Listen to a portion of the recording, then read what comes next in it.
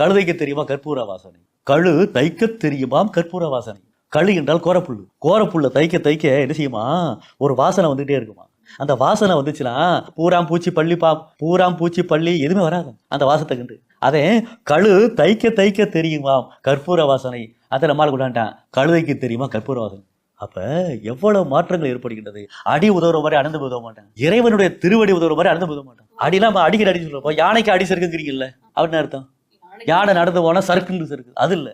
யானுடைய பாதம் எப்பொழுதுமே அகன்ற பாதம், அது சறுக்கலாம். யானைக்கு அடி சறுக்கும், குச்சியை வச்சா அடிச்சா சறுக்கும். ஏன்னா யானுடைய வயிறு பானை வயிறு போன்றது, அதை அடிச்சோம்னா அடி சறுக்கும் என்பதான் உண்மையான பொருள். நம்ம யானைக்கு அடி சறுக்கும்னா அவ்வளவு பெரிய பயிர்வானா இருந்தாலும் அடி சறுக்க முடியாது சொல்றாங்களா? கிடையாது. யானைக்கும் அடி சறுக்கும் என்றால் யானையினுடைய யானைக்கு வயிறானது பானை வடிவத்தில் இருப்பதனால் அடி சறுக்கும். அதான் யானைக்கு அடி சறுக்கும். ஊராம்புள்ளைய ஊட்டி வளர்த்தா தாம்புள்ள தானா வரும். அர்த்தம் தெரியுமில்ல உங்களுக்கு? ஊராம்புள்ளைய ஊட்டி வளர்த்தா தாம்புள்ள தானா வளரும். என்ன பொருள் அதுக்கு? மற்றவங்களை பார்த்துக்கிட்டா நம்ம வீட்டில் இருக்கவங்க நல்லா இருப்பாங்கிற பொருள் தான். உங்களுக்கு கல்யாணம் ஆயிடுச்சுங்களா? ஆயிடுச்சு. கையெல்லாம் ஆயிடுச்சு. நீங்க உங்க அப்பாவுக்கு யாரு? மக. உங்க வீட்டுக்காருக்கு யாரு? நீங்க மனைவி. மனைவி. இப்ப ஊராம்புள்ளைங்கிறது யாரு? நீங்க ஊராம்புட்டு பிள்ளை தானே.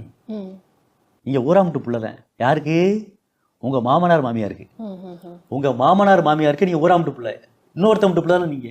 அப்ப ஊராம்புள்ளைய இங்கதான் ஊராம்புள்ளை. இந்த ஊராம்புள்ளைய ஊட்டி வளர்த்தா தாம்புள்ள தானே வளரும்னா தன்னுடைய வாரிசு தானே வளரும். பிறந்த வீட்டில இருந்து புகுந்த வீட்டுக்கு வரக்கூடிய மருமகளை மாமனார் மாமியார் ஊட்டி வளர்த்தாங்கன்னா அவ வயிற்றுல வளரக்கூடிய குழந்தை தானா வளரும்.